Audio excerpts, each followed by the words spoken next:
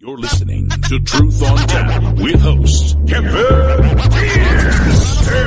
Opening up the truth pipeline for these bitches.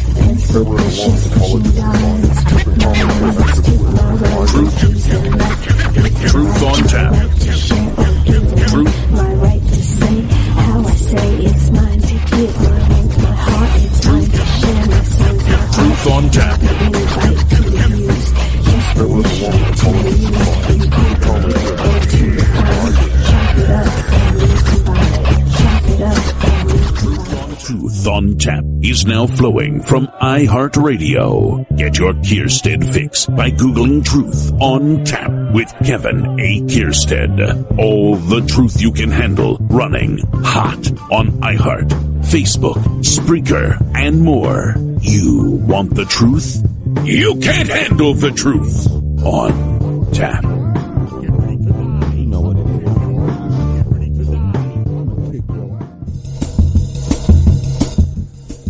Oh no, it must be September 17th, 2014 at 2:15, amputee manipulative.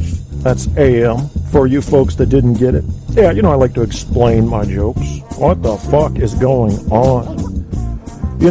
You're just sitting there and doing your daily thing, dealing with your own problems, and your ex comes out of nowhere swinging the fist. I gotta talk about it. Yeah, psychosis is something we'll talk about this show. We're going to talk about whether or not yours truly is a felon or fugitive. Yeah, I've been accused of it tonight. Gotta get it out. It's truth on tap, folks. We tell the truth here, whether it harms me or not. The truth will come out. You betcha. What a mystery. Is Kevin a felon or a fugitive or both? Yeah. What I'm going to have to do tonight is I'm going to have to frame things somewhat carefully, and I'll explain that to you as we begin to evolve from the beginning of this show to the middle and finally to the end.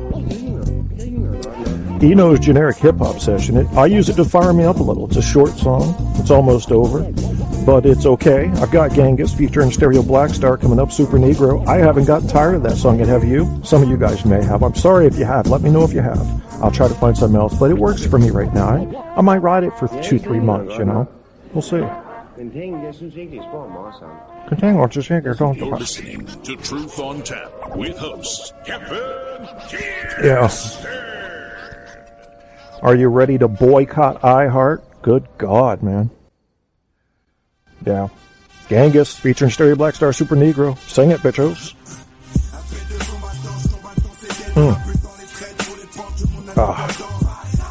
Yeah, this is it. I just need to crank this a little on my end. You won't hear a difference. Oh. That's nice. Yeah. Well, what fires you up? This fires me up a little.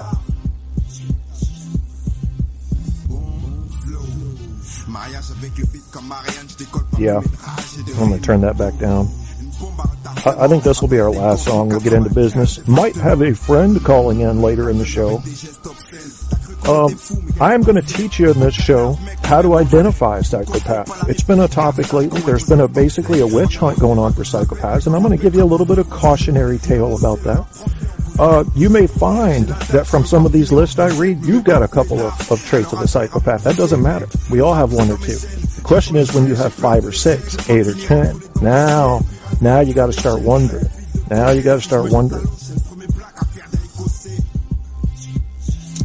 First sign that you are not dealing with a psychopath is someone who deep in your heart feels guilt over anything. Psychopaths can't do it, my friends. They don't have empathy. It's not that they lost it. They never had it. They don't know what it means. They know how to imitate empathy. They're smart enough to learn how to look like normal humans. But they're not normal humans. We just did a show. My last show was half about guilt and how, I know the people that connected with that show felt. You know what guilt is. You're not guessing.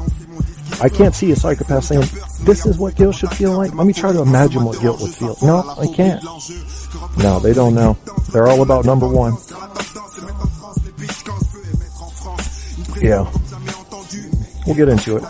This is going to be a prep show. I got to be careful what I say in this show. As I said, I'll explain that to you. We're going to talk about a couple of things that have been put into legal motion. One thing you can be sure of is never get into this kind of drama that you find between Spreaker hosts. That won't happen. But, when it comes to my ex, I can't stop her. She's just, she's like machine gun of the mouth. And accuracy is not important, I see we got some people in chat room. I'll be in there just a second to check on you folks. I just got to do a quick sound check here. As you know, the other night I turned on Skype and brought up Google Voice so I could take calls, and bam, it cut my mic. So I'm sitting there talking for 20 minutes. Nothing. Completely ruined the end of my show. That ticks me off. Very few things make me mad. That made me mad. And it's really my fault. I should have known. Anytime you change something on my old laptop, you gotta check and make sure things are still working the way they should. And I didn't check. I didn't even check in chat. Yeah, that'll be it for music.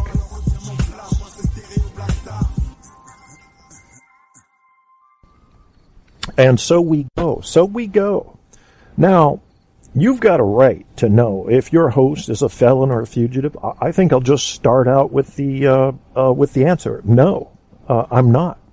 Now, here's an example. A little birdie may have told me earlier that my ex-wife, after going on her tirade, which she'll do just randomly, you never know when it's coming. It might have something to do with alcohol. I can't be sure. But if we go way back in time, you find out that there was a court order that came out of our divorce and custody battle that said I was not allowed to post information on the internet about her. Okay? And the reason that came about is because I went, when I had found out what she had done, and took a polygraph with a friend. This friend had told me the whole story about the way my ex-wife had been behaving, and I wanted to make sure. I knew this was a big decision I was making, whether or not to file divorce. So we got the polygraph done, and I posted the results on a little, y'all might not remember, but back around 2001, they had these little free websites, Tripod or whatever. You could make your own little website. So I posted it on a site, didn't advertise it to the public. I sent the link to about 20 of my email contacts. Well, they printed that out and used that against me because it was used to hurt her. And it was. I was trying to hurt her. I'd been hurt. But it was the results of the polygraph exam. Well, as a result of that, she and her attorney got written into the court order that I couldn't publish information on the internet about her. So tonight's story, my friends, is going to have to be something fictitious. I mean, it doesn't really matter. This court order is 13 years old. It came out of one state. She lives in another state. I live in another state. You could almost brush it aside, but why take chances if I don't have to? Especially when I can tell you a great fiction story about a lady named Chuckette. Yeah, we're going to call her Chuckette. That's her name tonight. Now, this is entirely fictitious. As you know, none of this is true. But it should be a lot of fun. Let's see who's in the chat. There's Apocales. Much difference between that and a narcissist? No, I don't think so, Apocales. I think a psychopath typically is a narcissist, but a narcissist is not necessarily a psychopath. I think the definition of psychopath goes wider than narcissism. And that's what we're going to read. I looked at all these websites. I didn't have time. I had 15 minutes to plan this show. Once I found out that this false, fictitious person named Chuckette had posted on her Facebook status that everyone should boycott iHeartRadio because they carried my show and I'm a fugitive and a felon, I thought to myself, that's funny, because this fictitious character fictitiously had a police officer come over to my house to tell me that she had called him and said that in the court order it said so-and-so. So I was essentially being given a warning. Now, there were two ways I could have handled this. I could have said, get the hell off my property if you don't have a search warrant, number one. Number two, read the goddamn court order before you assume she's telling you the truth. The woman lies like a psychopath. I don't know how else to put that. But I did. He was a nice officer. He said, listen, it was just a call. She was concerned. And the whole reason for this, that I had in this fictitious story announced that I was going to do a show revealing everything about her, because I'm tired of the potshot attacks that I get every couple months. You get tired of it, you know. Most people that know me know that you got to poke me in the chest long enough to leave a bruise there before I do something. And then when I do something, I go the fuck off. Is that unreasonable? I don't think it is. If you really want to know, I've written a few fiction pieces. The one fiction piece in which I really included a good part of myself and one of the characters was Addie's Boom in the Blast Frontier. He got his nickname Boom because you could poke him and poke him and prod him and poke him, but you'd have to do it for a long time. But when he finally went off, he went off with a boom. And in a sense, that's what I'm doing tonight with this fictitious story about someone that doesn't exist. However, this is just the beginning. This is the initial defense and opening volley, if you will. You might even call it opening arguments if it were being handled as it would be a court case, something of that nature. So what I'm going to do is I will be checking on you guys in chat to see in which direction the conversation is moving. And what we're going to do is get right now to something called the HARE, H-A-R-E, psychopathy or psychopathy. I've heard it pronounced both ways. I'm going to call it psychopathy. The HARE psychopathy checklist. All right, Robert Hare, in his book Without Conscience, not conscious, conscience. Like she said in As Good as It Gets, conscience, that doesn't make any sense. Conscience, that means having something in your mind that drives you toward right behavior. This is something we were talking about in our last episode that I might be removing in my new utopia, where we could bring the level of rules, laws, and expectations down to human behavior instead of trying to continue to rise human behavior up to those rules. In his book, Without Conscience, lists the characteristics of a psychopath that he uses as part of his checklist. This HARE psychopathy checklist is a complex clinical tool used in the clinical evaluation to determine if someone is a psychopath or not. Just because somebody has some of these traits does not make them a psychopath. That's very important for you guys to know. Just like when I talk about body language, seeing one thing or two things doesn't really mean anything. You need to see clusters, and they need to be consistent with context. In other words, you know the person. So think about them while you're looking at these and say, are they just hitting on one or two? Or are they hitting on 5 or 6? That's when you start worrying. I don't approve of this witch hunt that has begun for psychopaths. It's fun. It's always fun looking for the ogre, right? It's always fun looking for the shark. But let's be careful with it, okay? Because these people are sick and they need help. You can't inject conscience into somebody. You cannot inject empathy into somebody, but they can get help through medicines and counseling and other forms of, treatment. However, it never hurts to know when you're dealing with one, does it? All right. Before we get back into our fictional story about this woman named Chuckette, we're going to continue on this psychopathy stuff. Do you want to know how to identify them, or would you rather not know? Put your blinders on. I advise you don't listen to the next 10 minutes of this show if you don't want to know who's a psychopath.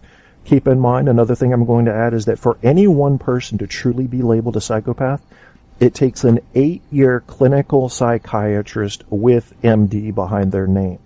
You and I cannot just ascribe somebody the title psychopath. But you know, don't you? You know. You don't need the 8 years, do you? Once you've found a source you trust on how to evaluate these types of personality traits and behaviors, once you've found that, you know. Your gut knows. Listen to your gut. But again, I just have to say for the record that nobody's a psychopath, in my view, until they have been labeled one by someone that's qualified. And maybe that's because I have a lot of respect for the field of psychiatry and all the work they do.